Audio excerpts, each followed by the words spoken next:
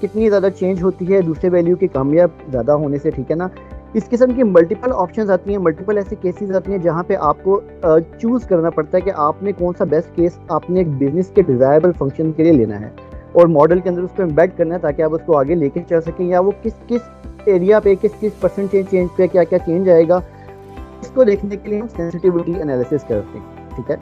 अच्छा, sensitivity analysis हम दो तरीके से कर सकते हैं। एक तरीका है आपके पास डाटा मॉडल के जरिए और दूसरा तरीका है आपके पास सिनेरियो मैनेजमेंट का, जो कि एक मैनुअल तरीका है।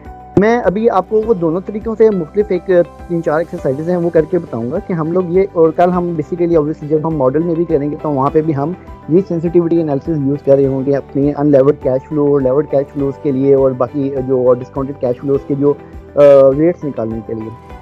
तो अभी सबसे पहले जो मेरे पास एक छोटी सी एग्जांपल है, वो एग्जांपल ये है कि मेरे पास एक सिंपल सा मैंने जो है एक एन्युटी का स्केड्यूल बनाने की कोशिश कर रहा हूँ। एन्युटी क्या है बेसिकली कि हम ये कहते हैं कि एक आदमी है जो कि 100 रुपीज़ पर मंथ, ठीक है, इन्वेस्ट करता है या सेव करता है, ठीक है, और उसको जो इंटरेस्ट रेट है वो एनुअल रेट 5% का इंटरेस्ट रेट है, ठीक है, और उसने 12 महीनों पे ये इन्वेस्टमेंट करनी है। वो देखना चाहता है कि 12 महीनों पे इसकी क्या अमाउंट, इसकी जो बेसिकली फ्यूचर वैल्यू क्या बनती है हमारे पास, ठीक है। तो हम यहाँ पे एक सिंपल सा फार्मूला है, ठीक है, FV, ये फ्यूचर वैल्यू का एक फार्मूला है जो कि आपको बताता है कि जी आपके जो इन्वेस्टमेंट है फ्यूचर की वैल्यूज उनकी क्या है, ठीक है। आप यहाँ पे ब्रैकेट स्टार्ट करते हैं तो आपसे ये चीज़ें बता रहे हैं, आपसे पूछ रहे हैं कि यार रेट क्या है, पीरियड्स क्या है, ठीक है, कितने नंबर ऑफ पीरियड के लिए है, अमाउंट क्या है, पेमेंट अमाउंट कितनी करनी है, कोई प्रेजेंट वैल्यू है, टाइप क्या है उसकी, स्टार्ट ऑफ द मंथ है या beginning of the month, end of the month पे आपने इन्वेस्टमेंट करनी है। तो अब यहाँ पे हम इनको वेरिएबल देना शुरू करते हैं फार्मूला से, ठीक है। रेट मेरे पास 5% है, बट इट सेज के पर एनम है, ठीक है, तो हम ये एनुअल रेट है तो इसको हम डिवाइड बाय 12 करेंगे यहाँ पे, कॉमा। अच्छा, उसके बाद अगली चीज़ पूछता है एनपीआर पीरियड्स के नंबर क्या है, कितने पीरियड्स के लिए, तो हम इसे कहेंगे कि 12 इंस्टॉलमेंट्स हैं बेसिकली, कॉमा।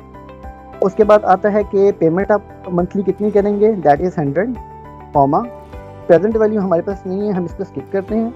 टाइप में हम कहते हैं कि जी at the beginning of month every month ये इन्वेस्टमेंट होगी, ठीक है, इसको डबल क्लिक करते हैं, उसने 1 यहाँ पे टाइप कर दिया, इसको करते हैं हम ब्रैकेट क्लोज। यहाँ पे हम एक नेगेटिव का साइन डालते हैं क्योंकि ये एन्युटी है तो इस वजह से हमें रिजल्ट नेगेटिव देता है। मैं जब शुरू में नेगेटिव डाल रहा हूँ यहाँ पे साइन, ठीक है, तो हमें ये इसने पॉजिटिव रिजल्ट दिया। अब ये बता रहा है जी कि हमारे पास ये रैंक पे जो एक सेविंग रहेगी वो हमारे पास होगी 1233 रुपीज़, ठीक है।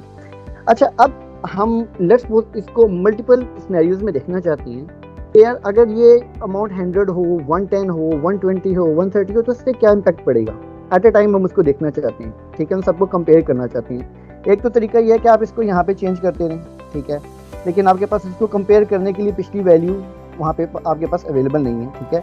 तो इसका एक तरीका तो ये कि आप अपने पास एक लिस्ट ऑफ वैल्यूज लें और फिर सब पे अलग-अलग फार्मूलाज लगाएं। एक्सेल के अंदर एक इसका बड़ा शॉर्ट तरीका है जिसको हम सेंसिटिविटी एनालिसिस के लिए डाटा मॉडल बोलते हैं, ठीक है। अच्छा, डाटा मॉडल बेसिकली आपकी व्हाट इफ कैटेगरी का पार्ट है। अगर आप यहाँ पे अपने पास डाटा पे क्लिक करते हैं, ठीक है। अच्छा, एक चीज़, मुझे और कोई ऐसा तो नहीं है जिसके पास 2016 से पुराना एक्सेल का वो है वेरिएंट है, क्योंकि वो वहाँ पे व्हाट इफ एनालिसिस की जगह डायरेक्ट वो डाटा मॉडल की उसकी ऑप्शन आ रही होगी। चले, आई बिलीव नहीं है। सर मेरी आवाज़ आ रही है ना? जी आ रही है, गो अहेड। ओके, तो यहाँ पे हम लोग जो है ना व्हाट इफ एनालिसिस पे आते हैं। व्हाट इफ एनालिसिस के अंदर हमारे पास आ रहा है डाटा टेबल, ठीक है।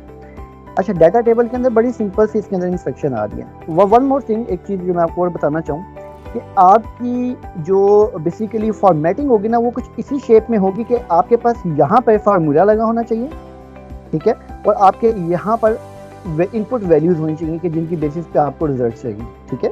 यहाँ पे आपके फार्मूला इस जगह पे होना चाहिए और आपकी ये सिलेक्शन होगी, ठीक है, जो आपकी बेसिकली जो वैल्यूज हैं वो इस फॉर्मेट में होनी चाहिए।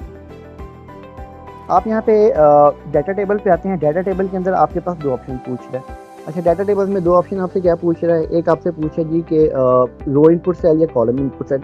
आपका डाटा बेसिकली यहाँ पे कॉलम रेफरेंस में पड़ा हुआ है, ठीक है, तो आपने जो वैल्यू देनी है वो कॉलम में देनी है। देनी क्या है, बेसिकली आपने यहाँ पे सेविंग्स की अमाउंट उठाई है ना, तो आपने बेसिकली ये अमाउंट का ही लिंक देना है यहाँ पे, ठीक है। इस चीज़ का आपने याद रखना है कि आपने यहाँ पे अमाउंट का जो लिंक देना है वो जो आप बेसिकली टर्मिनल वैल्यू आप मांगना चाह रहे हैं, ठीक है। इसको आप क्लिक करते हैं तो अब आपके पास देखेंगे यहाँ पे आपके पास एक टेबल अरे बन गई है, जो कि बेसिकली एक सिर्फ रेफरेंस है, ठीक है। और ये आपको बता रहा है कि यार आपके पास वो बेसिकली जो फार्मूला है वो डाटा टेबल खुद से एवेल्यूएट कर लेता है कि यार यहाँ पे जो फार्मूला लगा हुआ है, जो कि हमने जो सिलेक्शन की हुई था ना, उस सिलेक्शन में डाटा टेबल को बताया गया है कि आपके पास जो इस सेल रेफरेंस पे जो फार्मूला होगा वही सबके लिए एप्लीकेबल होगा। तो वहाँ पे इसने हर स्टेप पे हर अमाउंट ऑफ पेमेंट या इन्वेस्टमेंट पे उसने बता दिया कि आपका over the period of time कितनी कितने रिटर्न बनेगा।